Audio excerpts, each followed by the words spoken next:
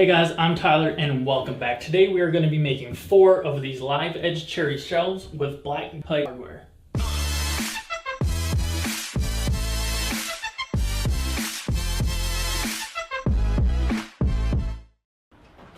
These shelves started out as a couple longer, wider, live edge cherry slabs from my buddy Brent down in Milford, Michigan. I stripped off the looser pieces of bark so I didn't have to mess around with them as I was moving the slabs around. And the first step, as with most of my projects, was lay out where I wanted to cut the shelves out of these big old chunks of wood and cut them up on the miter saw. These are actually a little bit wider than my 12-inch miter saw could handle, so I used a hand saw to cut that last inch or so.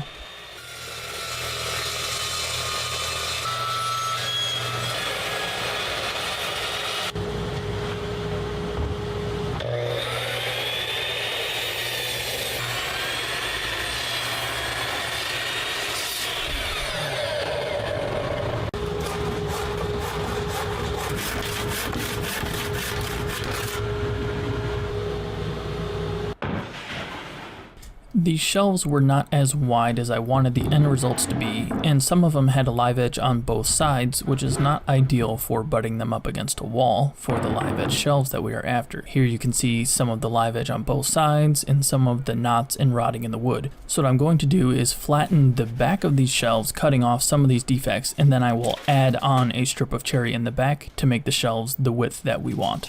I measured from the front of the slabs to get me a straight reference line on each slab. This is a little bit different on every one, in that I measured from there to get the width, cutting out all the defects. So I had a known measurement that I needed to add on to get the final correct width for each of the shelves. And the easiest tool to make a reference cut like this is at the bandsaw. Also a great time for me to mention the sponsor of today's video, sawblade.com. Check them out next time you need a bandsaw blade. Any length, any thickness, any tooth pattern. Supporting sawblade.com supports this channel and keeps these videos free for you. Once I had that reference cut complete, I straightened it up on the jointer, giving me a perfectly flat edge to laminate our additional piece to get the width that we want.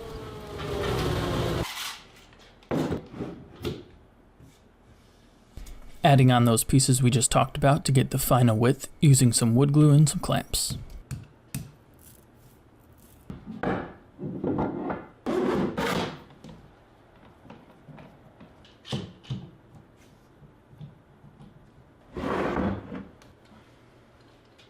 Stripping off the more stubborn pieces of bark using a hammer and a chisel.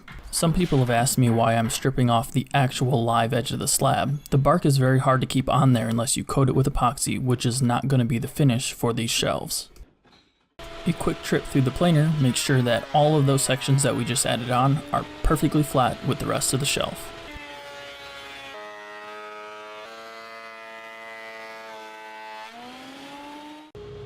Referencing our nice straight edge against my table saw fence, I cut these shelves down to their final dimensions on the table saw.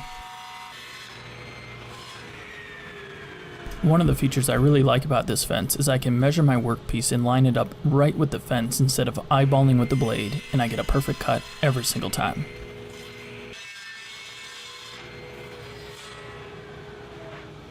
Once all the shelves were cut to their final dimensions, I sanded it up using some 120 grit sandpaper. If you guys like what you're seeing and aren't subscribed already, why don't you? And hit that bell so you never miss when we upload a new video. My finish of choice for hardwood is General Finishes Armor Seal in a semi-gloss sheen, and you'll see why in just a second. The lighting doesn't really show the quality of the armor seal right here, but right now you can definitely see the difference a good finish makes on the cherry wood.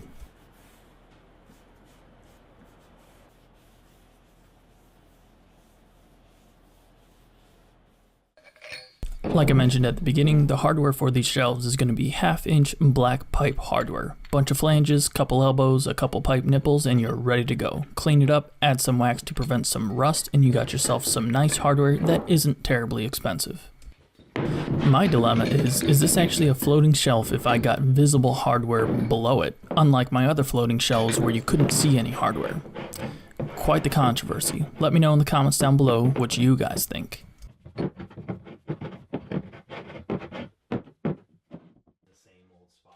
Here you can see one of the shelves installed. I'm measuring for an additional one, and because of the orientation of the shelf in this section of wall in my buddy's house, I didn't actually hit any studs, unfortunately. I added 4 wall anchors for each side of the hardware, and unless you're going to climb on this is not going to go anywhere.